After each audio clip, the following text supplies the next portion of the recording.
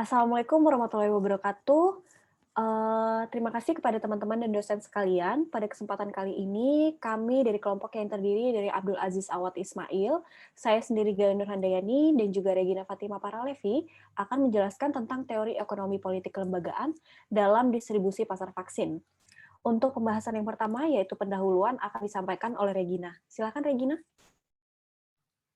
Terima kasih Gali. Kita langsung masuk ke dalam latar belakang dari topik ini. COVID-19 merupakan virus yang menyerang sistem pernapasan manusia yang diawali dengan gejala seperti demam tersebut telah memberikan dampak dalam berbagai aspek kehidupan, baik bidang ekonomi, politik, pendidikan, hingga kemudian wabah pandemi COVID-19 dinyatakan sebagai bencana nasional. Berbagai negara sedang berlomba-lomba untuk dapat menghasilkan vaksin, karena selain memang untuk penanggulangan pandemi, vaksin dinilai akan menjadi komoditi yang banyak dicari dan memiliki nilai ekonomi yang tinggi. Riset yang dilakukan oleh ilmuwan di seluruh dunia pun tergabung dalam beberapa lembaga yang mengaturnya.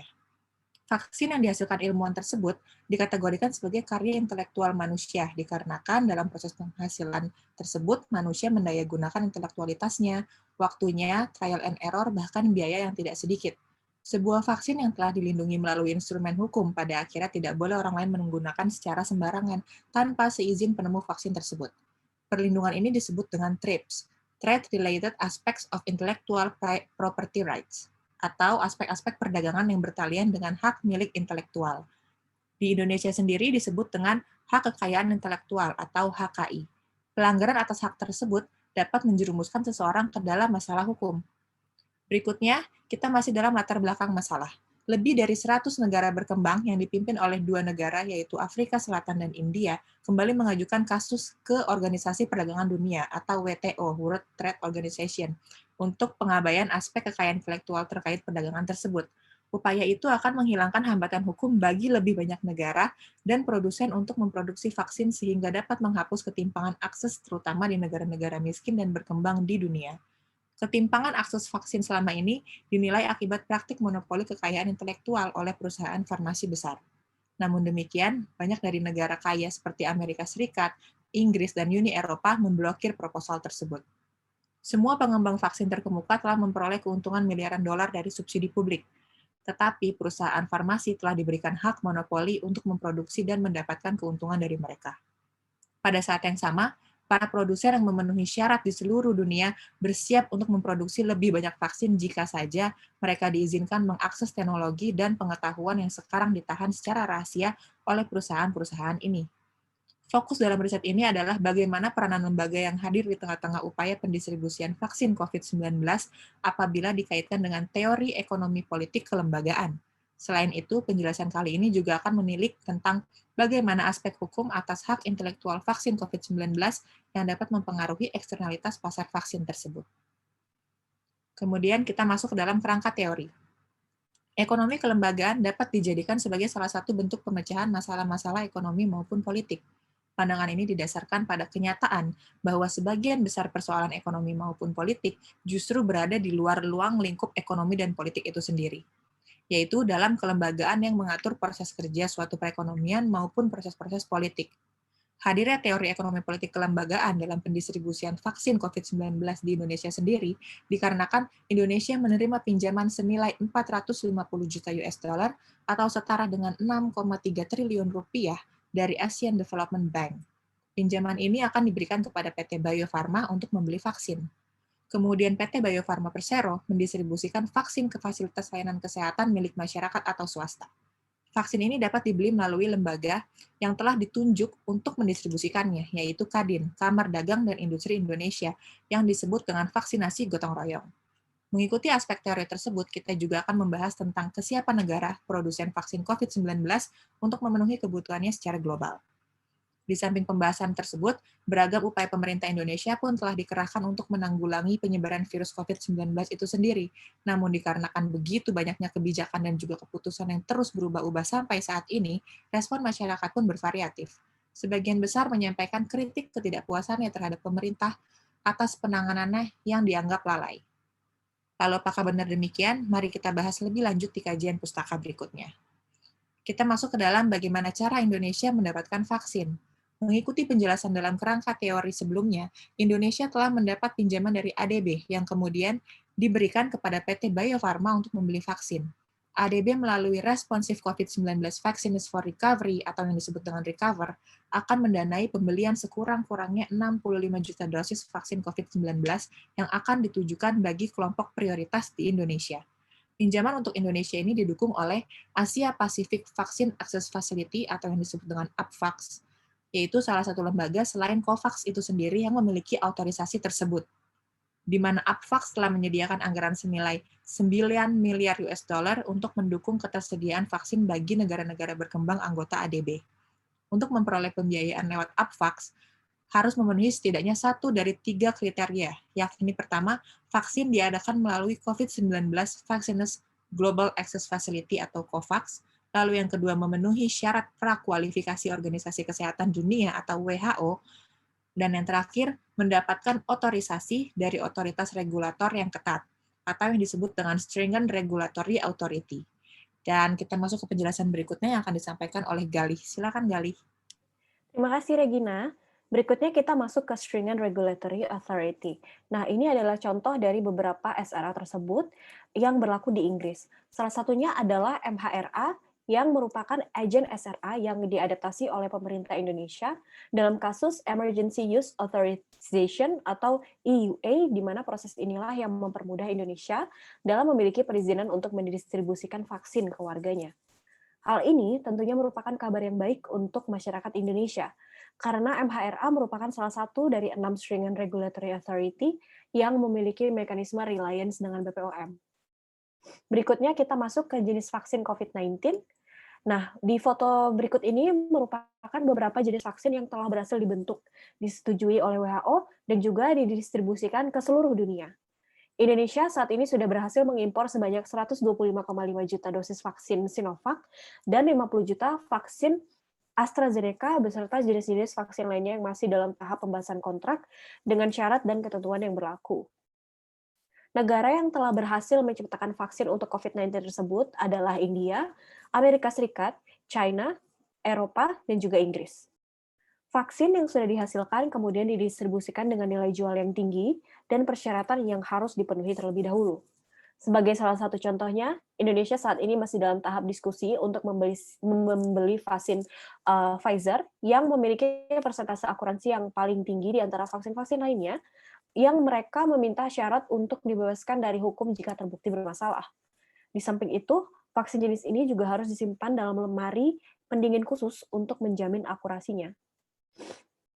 Atas dasar kesulitan dan kerumitan tersebutlah negara-negara berlomba untuk dapat menghasilkan vaksin COVID-19 karena secara ekonomi tentunya akan menghasilkan keuntungan yang cukup besar.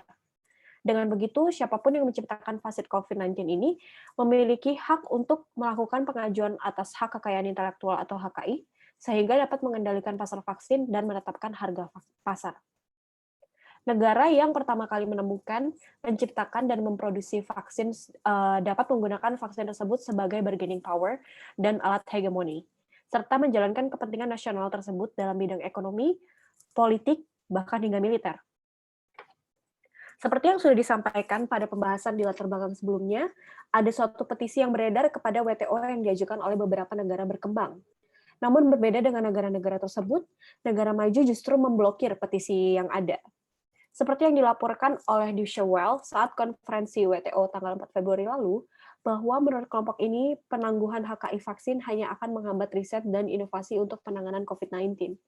Menurut Nick Darden, Direktur Global Justice Now, juga mengatakan bahwa ia sangat menyayangkan bahwa proses vaksin yang sebenarnya memiliki kapasitas produksi tidak melakukan tugasnya karena negara-negara kaya justru memprioritaskan paten perusahaan farmasi di atas nyawa orang di seluruh dunia.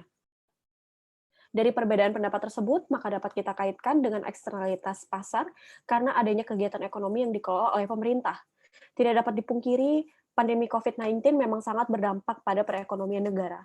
Sehingga adanya vaksin COVID-19 bila dilihat dari segi ekonomi politik dan eksternalitas pasar, tidak hanya sekedar untuk meningkatkan imunitas tubuh atau juga obat dari penurunan COVID-19, tapi di dalamnya juga terdapat dominasi kekuasaan dan kepentingan pasar suatu negara.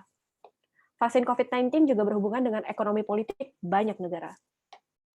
Berikutnya kita masuk ke eksklusivitas pemilik dari hak kekayaan intelektual. Pemenuhan dari vaksin COVID-19 ini sendiri menjadi tanggung jawab penuh pemerintah dalam bentuk mewujudkan tujuan negara, sebagaimana yang dapat kita lihat dalam alinea keempat pembukaan UUD NKRI tahun 1945 dan Peraturan Presiden Republik Indonesia Nomor 99 Tahun 2020 tentang pengadaan vaksin dan pelaksanaan vaksinasi dalam rangka penanggulangan pandemi Coronavirus Disease 2019. Tanggung jawab tersebut tentu tidak akan mudah untuk diimplementasikan apabila COVID-19 telah dilindungi melalui HKI.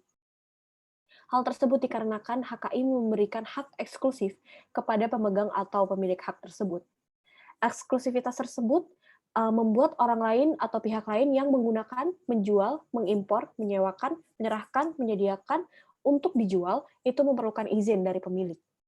Pada dasarnya eksklusivitas sebuah HKI dapat disampingi atau dikecualikan dalam hal tertentu.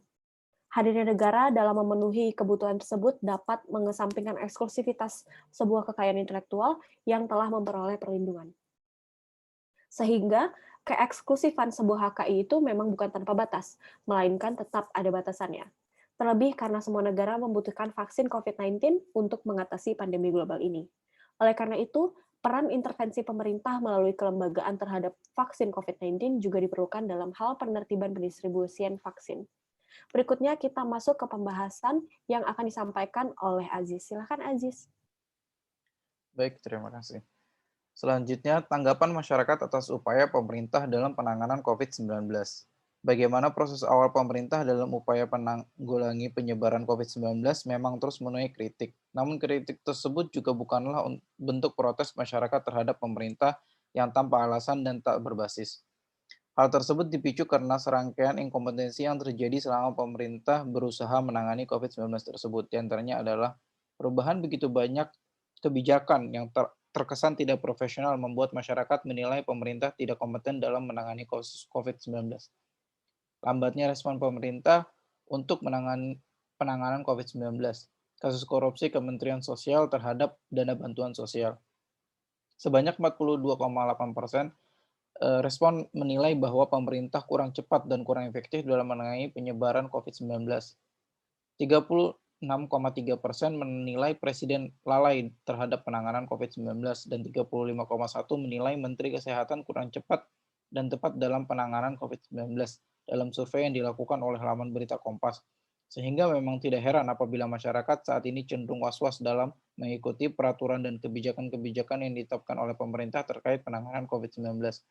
Bahkan prasangka ini pun terus mengikuti hingga keajakan dan penyebaran vaksin dan distribusinya ke warga negara Indonesia.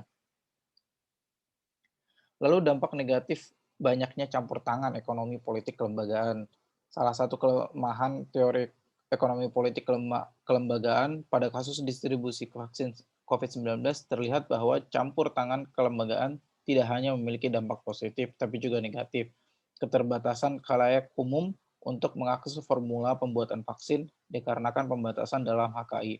Banyaknya lembaga dan organisasi yang terlibat sehingga memperlambat pemasaran vaksin. Kurangnya fleksibilitas peraturan yang berlaku.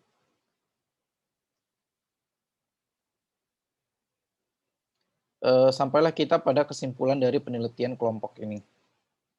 Teori ekonomi politik kelembagaan hadir sebagai penengah antara konflik ekonomi maupun politik yang terjadi di tengah-tengah pendistribusian vaksin COVID-19, sehingga upaya penanganan penyebaran virus tersebut. Regulasi HKI yang ada menghambat proses pembuatan vaksin COVID-19 sehingga berakibat kepada mengurangnya produktivitas penyediaan vaksin secara global. Tanggapan kritis terhadap pemerintah merupakan bentuk respon masyarakat atas perubahan yang terus-menerus terjadi dengan minimnya literasi maupun informasi empiris mengenai alasan dibalik dibuatnya keputusan tersebut kepada masyarakat. Hadirnya lembaga di tengah-tengah penyelesaian konflik ekonomi dan politik tidak hanya berdampak positif, tapi apabila terlalu banyak lapisan birokrasi dan sistem yang terlalu rigid justru dapat menimbulkan kerugian bagi kepentingan bersama yang berusaha diraih. Demikian yang bisa kami sampaikan. Terima kasih atas waktunya.